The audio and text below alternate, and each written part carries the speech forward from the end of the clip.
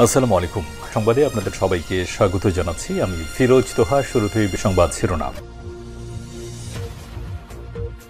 বাংলাদেশের সর্বশেষ গুরুত্বপূর্ণ আপডেট সংবাদে আপনাকে স্বাগত। শুরুতেই সংবাদ শিরোনাম, পরে বিস্তারিত। শুরুতেই জানিয়ে দিব, বকেয়া বেতনের দাবিতে মহাসড়ক অবরোধ প্রত্যাহার। বকেয়া বেতনের দাবিতে টঙ্গীতে ঢাকা ময়মনসিংহ মহাসড়ক অবরোধ প্রত্যাহার করেছে আন্দোলনকারী শ্রমিকেরা। আজ দুপুর 12টায় গাজীপুরের টঙ্গীতে সিজন ড্রেসের শ্রমিকেরা প্রত্যাহারের বিষয়টি নিশ্চিত করেছেন। এর আগে টঙ্গীতে সিজন ড্রেসের শ্রমিকদের 3 মাসের বকেয়া বেতনের দাবিতে সকাল 9টা থেকে মহাসড়ক অবরোধ করে আন্দোলন করেন শ্রমিকেরা।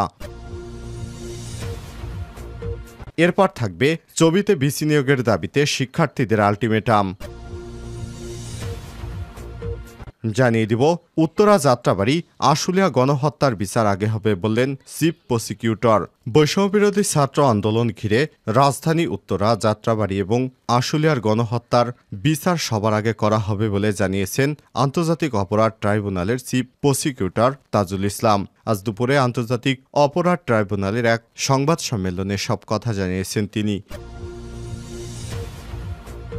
এদিকে দেশ ছাড়ার গুঞ্জন, যা বললেন আসিফ নজরুল। আইন উপদেষ্টা আসিফ নজরুলকে সামাজিক যোগাযোগ মাধ্যমে আগের মতো সক্রিয় হতে দেখা যাচ্ছে না, এমন অভিযোগ তুলে অনেকেই নানা মন্তব্য করেছেন। কেউ কেউ দাবি করেছেন তিনি দেশ ছেড়ে বিদেশে চলে যাচ্ছেন। এ বিষয়ে গুরুত্বপূর্ণ সংবাদ জানাবো, সঙ্গেই থাকুন।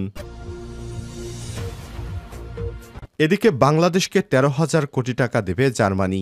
বাংলাদেশের নবায়নযোগ্য জ্বালানি খাতে 100 কোটি ইউরো, প্রতি ইউরো 133 টাকা দরে হিসেবে বাংলাদেশি টাকায় 13,303 কোটি 31,10,800 টাকার সহায়তা দেবে জার্মানি। অন্তর্বর্তীকালীন সরকারের পরিবেশ, বন এবং জলবায়ু পরিবর্তন উপদেষ্টা সৈয়দা রিজওয়ানা হাসান এসব তথ্য জানিয়েছেন। এবং সর্বশেষ জানিয়ে দিব, 11.5 কোটি টাকা স্বর্ণসহ আটক 2। কক্সবাজারের টেকনাফে 10 কেজি 500 গ্রাম স্বর্ণসহ মিয়ানমারের 2 নাগরিককে আটক করেছে border guard of Bangladesh BGB. সোমবার 16 সেপ্টেম্বর রাতে টেকনাফ পৌরসভার আলিয়াবাদ নামক এলাকা থেকে তাকে গ্রেপ্তার করা হয়। মঙ্গলবার 17 সেপ্টেম্বর দুপুর 1টার দিকে টেকনাফের 2 বিজিবির অধিনায়ক লেফটেন্যান্ট কর্নেল মহিউদ্দিন আহমেদ বিষয়টি নিশ্চিত করেছেন। আটককৃতদের কাছ থেকে জব্দ করা স্বর্ণের আনুমানিক বাজার মূল্য 11 কোটি 52 লক্ষ টাকা।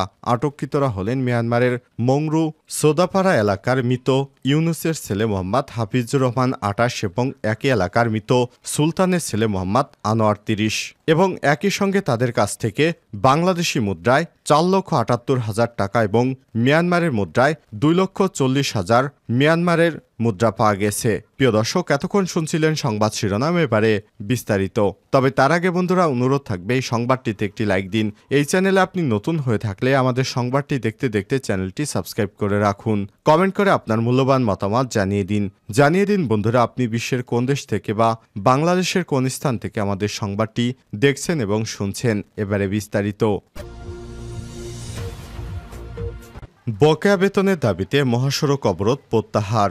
বকেয়া বেতনের দাবিতে টঙ্গীতে ঢাকা ময়মনসিংহ মহাসড়ক অবরোধ প্রত্যাহার করেছে আন্দোলনকারী গার্মেন্টসের শ্রমিকেরা।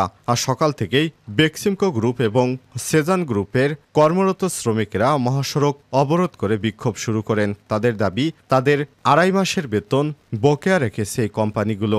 এ কারণে তারা তাদের কাজ বাদ দিয়ে মহাসড়কে নেমে বিক্ষোভ করেন।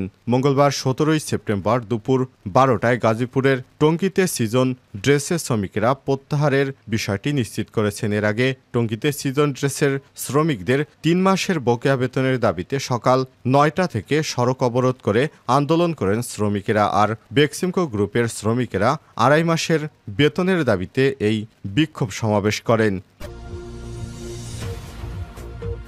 চবিতে ভিসি নিয়োগের দাবিতে শিক্ষার্থীদের আলটিমেটাম। চট্টগ্রাম বিশ্ববিদ্যালয় চবি উপাচার্য এবং উপ উপাচার্যের নিয়োগের দাবিতে ফের মানববন্ধন এবং অবস্থান কর্মসূচি পালন করছেন সাধারণ শিক্ষার্থীরা। এ সময় ভিসি নিয়োগ না হলে একাডেমিক এবং প্রশাসনিক কার্যক্রম বন্ধ থাকবে বলে জানান আন্দোলনরত শিক্ষার্থীরা। মঙ্গলবার 17 সেপ্টেম্বর সকাল 10টা থেকে বেলা 11টা পর্যন্ত বিশ্ববিদ্যালয়ের 0 পয়েন্টের মূল ফটকের সামনে এই কর্মসূচি পালন করেন তারা। এ সময় শিক্ষার্থীরা ভিসি নিয়ে 9, 6 আর 9 ঢাবি রাবি ভিসি পেল ছবি কেন পিছিয়ে গেল? আর নয় বিজ্ঞাপন, দিতে হবে প্রজ্ঞাপন। ঢাবি স্বর্গে, ছবি কেন মর্গে? শিক্ষার্থীদের লক্ষ্য, ভিসি হবে দক্ষ ইত্যাদি স্লোগান দিতে দেখা যায়। আইন বিভাগের শিক্ষার্থী সাব্বির আহমেদ বলেছেন, আমরা ক্লাসে যাওয়ার জন্য মুখে আছি, কিন্তু এখনো আমাদের বিশ্ববিদ্যালয়ের ভিসি নিয়োগ দেওয়া হচ্ছে না। আমরা কি আন্দোলন করে যাব? শুধু আমাদের সঙ্গে এই প্রজ্ঞাপনের খেলা বন্ধ করুন। দ্রুত ভিসি, ভিসি নিয়োগের প্রজ্ঞাপন জারি করুন। আরেক শিক্ষার্থী শ্রাবণ বলেন, বাংলাদেশের অন্য সব স্বায়ত্তশাসিত বিশ্ববিদ্যালয়ে ভিসি নিয়োগ দেওয়া হলেও আমরা এখনো ভিসি পাইনি। অন্তর্বর্তী সরকারের কাছে আমাদের অনুরোধ, অতি সত্বর ভিসি নিয়োগ দিয়ে একাডেমিক কার্যক্রম চালু করার জন্য আমরা শিক্ষার্থীরা আপনাদের কাছে বিনীত অনুরোধ করছি। আমাদের জায়গা হচ্ছে পড়ার টেবিলে, আমাদের পড়ার টেবিলে ফিরে নিন।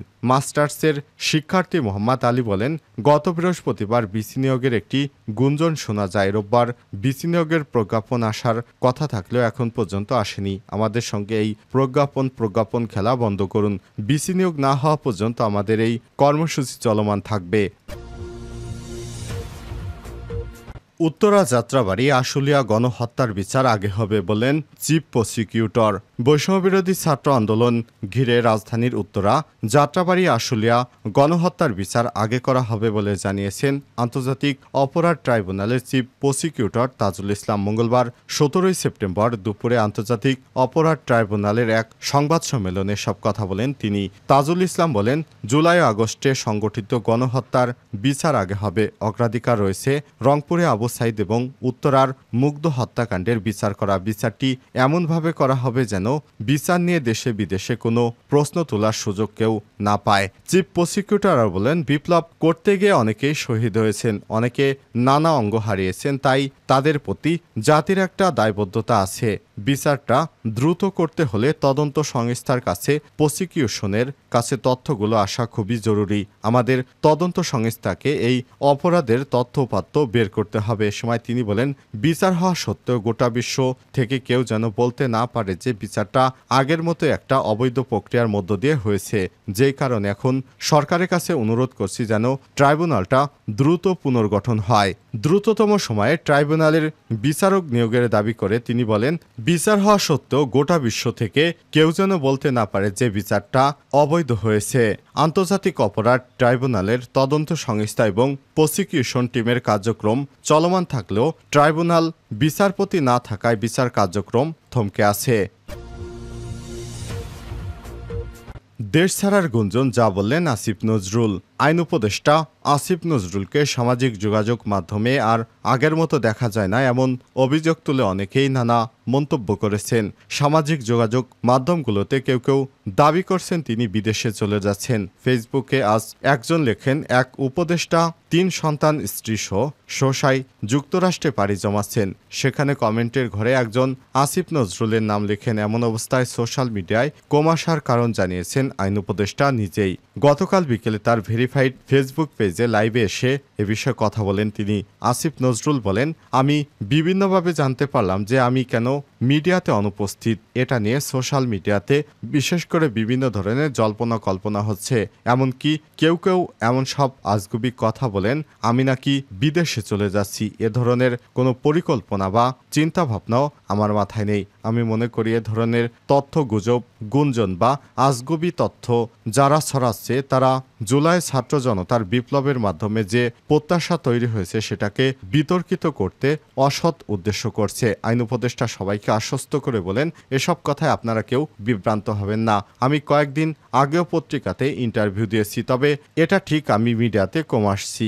আমার অনেক কাজ, আমার মনে হয়েছে আমার কার্যক্রমে যদি অগ্রগতি হয় আমি যদি আপনাদের জানাবো। যেহেতু কেন মিডিয়াতে আসব, এখন তো আমি আর টকশোর মানুষ নই। এখন আমার অনেক কাজ করতে হবে, কাজটাকে বেশি মনোযোগ দিতে হবে।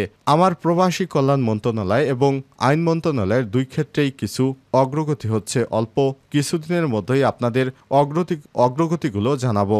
এ সময় আসিফ নজরুল বলেন, কেউ এমন কথাও বলছে যে আমি নাকি দেশ ছেড়ে বিদেশে চলে যাচ্ছি। এসব আজগুবি কথা আপনারা কেউ বিশ্বাস করবেন না, কারণ ছাত্র জনতার বিপ্লবের মাধ্যমে যে অন্তর্বর্তীকালীন সরকার গঠিত হয়েছে তারা দেশকে সংস্কারের কাজে নিয়োজিত। তারা দেশ ছেড়ে পালাবে কেন?